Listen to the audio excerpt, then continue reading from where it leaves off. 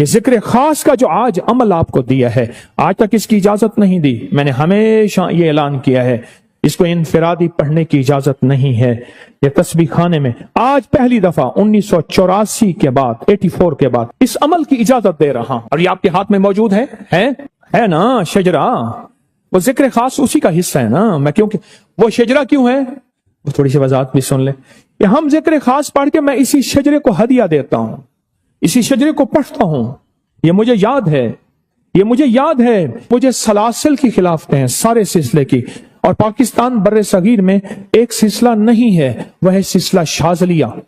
مجھے شاذلی سے بھی خلافت ہے، اللہ کے نیک بندوں سے. اور ان ہستیوں میں لاکھوں اولیاء، میں لاکھوں اولیاء کہہ رہا ہوں، یہ صرف چند لوگ ہیں. شجرے میں چند ہستیاں ہیں. شجرے کے عمل کو غور سمجھیے گا. یہ شجرہ جو ہے اس کے چند ہستیاں ہیں، ان لاکھوں اولیاء ہیں. جب ان کو پڑھ کے آپ ہدیہ دیں گے، یہ ہدیہ لکھا ہوا ہے، جب ان کو پڑھ کے آپ اولا کے درود پاک سورۃ فاتحہ اور قل واللہ یہ ترکیب لکھی ہوئی ہے، جب ان کو پڑھ کے آپ ہدیہ دیں گے، ان کی روحیں ایک پل میں متوجہ ہو جاتی ہیں اور دعاؤں میں لگ جاتی ہیں. تقریباً 40 سال کے بعد آج میں اس کی اجازت دے رہا ہوں، اور 84 سے لے کر آج تک میرا معمول ہے روزانہ اور ہر روز کے ہر عمل میں پڑھ کے ان ہستیوں کا ہدیہ کرتا ہوں. اور اللہ سے جو دعا کرتا ہوں اللہ قبول کرتا ہے، قبول کرتا ہے، قبول کرتا ہے، قبول کرتا ہے، قبول کرتا ہے. وکفا باللہ ولیم وکفا باللہ نصیرا. اور انشاءاللہ قبول ہے، قبول ہے. دیر ہو جائے تیری مانگنے کی کمی، دیر ہو جائے تیرے گڑگڑانے کی کمی، دیر ہو جائے تیرے وجدان کی کمی ہے، تیرے جذبوں کی کمی ہے. وہ کریم دینے والا ہے، وہ عطا کرنے والا ہے، وہ اپنے غیب کے خزانے سے عطا کرتا ہے. اس عمل کو نہ چھوڑیے گا. یہ زندگی میں عمل آپ کو ہدیہ دے رہا ہوں، اس عمل کی اجازت دے رہا ہوں. اس عمل کی تاثیر جو مجھے ملی ہے وہ عطا کر رہا ہوں ڈاکیے کی حیثیت سے. کوئی پہنچے سرکار نہیں ہوں. زندگی ساری آج تک مجھ سے یہی لفظ سنے ہیں. کوئی جنات کا دعویٰ نہیں، کوئی کشف کا دعویٰ نہیں. آنکھیں بند کرتا ہوں تو حرم میں جا کے نماز پڑھاتا ہوں، مسجد نبوی میں نہیں. قرآن نے ہمیں ایک نام دیا ہے، مجھے بھی آپ کو. نحن من المسلمین، ہم تو ایک عام سے مسلمان ہیں.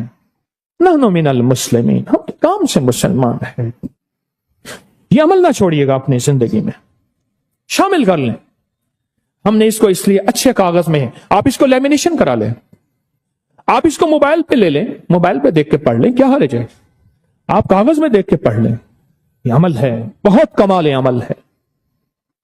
میں نے عرض کیا نا کہ 84 کے بعد میں نے آج تک اس کی اجازت آپ کو اجتماعی کہی ہے. ہم تسبیح خانے میں کرتے ہیں، پوری دنیا مانگتی تھی نہیں دی، لیکن اس کی میں نے انفرادی اجازت دی ہے، انفرادی اجازت دی. اور اس کی بہت طاقت اور تاثیر ہے اور بہت کمالات ہیں. آپ زندگی کی کسی ناکامی میں ہیں، زندگی کا کوئی مسئلہ ہے، مشکل ہے، اس کی بارگاہ میں جا کے کہیں مولا پریشان ہوں. ہستیوں کو ہدیہ کریں اور پھر دعا مانگے اللہ سے. اللہ سے دعا مانگے اور ایسی دعا مانگے گڑ گڑا کے 1 منٹ 5 منٹ 10 منٹ جتنی دیر پر گڑ گڑا کے دعا کریں. بھکاری بن کے دعا کریں، محتاج بن کے دعا کریں. بہت طاقتور عمل ہے. میں بار بار اس شجرہ طیبہ کو دیکھتا ہوں اور بار بار میں دیکھتا ہوں کہ آپ کتنے خوش قسمت ہیں. 39-40 سال کے بعد یہ راز آپ کو دے رہا ہوں، یہ راز آپ کو دے رہا ہوں. سلام اور سورت قل واللہ بس گھر میں داخل ہوتے ہوئے کیا ہوا اس سے؟ کبھی لفظ 3 دفعہ کہا ہے اور 3 دفعہ کہا ہے، اور پتہ ہے کیا کہا ہے؟ کبھی بھی اور کبھی بھی میرے گھر میں لڑائی جھگڑے نہیں ہوئے اس عمل کی وجہ سے.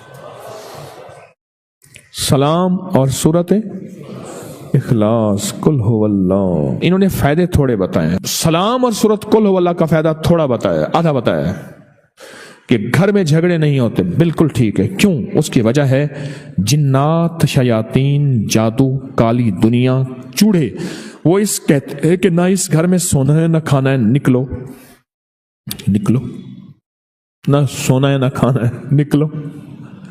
اور جب وہی چیزیں ہوتی ہیں یوسوس فی صدور الناس، جو دلوں میں وسوسے، اندر وسوسے، شک، بدگمانیاں ڈالتی ہیں، جب وہی نہیں ہے تو گھروں میں جھگڑے کیسے؟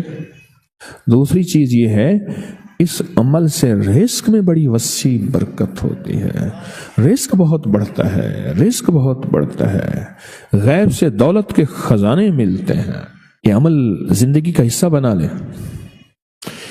ایک دفعہ درود پاک پڑھیں، اللہم صلی علی محمد کما تحب و ترضی، یا اللہم صلی علی محمد بعدد کل دائن و دوائن وبارک وسلم، یا اللہم صلی علی محمد و آل محمد۔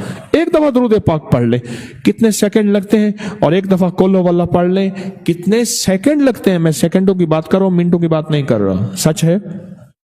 بالکل ٹھیک ہے، میں سیکنڈوں کی بات کر رہا ہوں، منٹوں کی بات نہیں کر رہا۔ پر اس کی زندگی میں رزلٹ، گھر میں، رزق میں، نسلوں میں، محبتوں میں، پیار میں، الفت میں، آپس کے جوڑ میں زبردست اور حیرت انگیز ہے۔ آج کے بعد یہ چھوڑیں گے؟ نہیں چھوڑیں گے؟ 100% پکی بات ہے؟ انشاءاللہ کہیں نہ، مجھے یقین نہیں ہے، پھر کہیں، پھر کہیں وَكَفَى بِاللَّهِ وَلِيًّا وَكَفَى بِاللَّهِ نَصِيرًا انشاءاللہ۔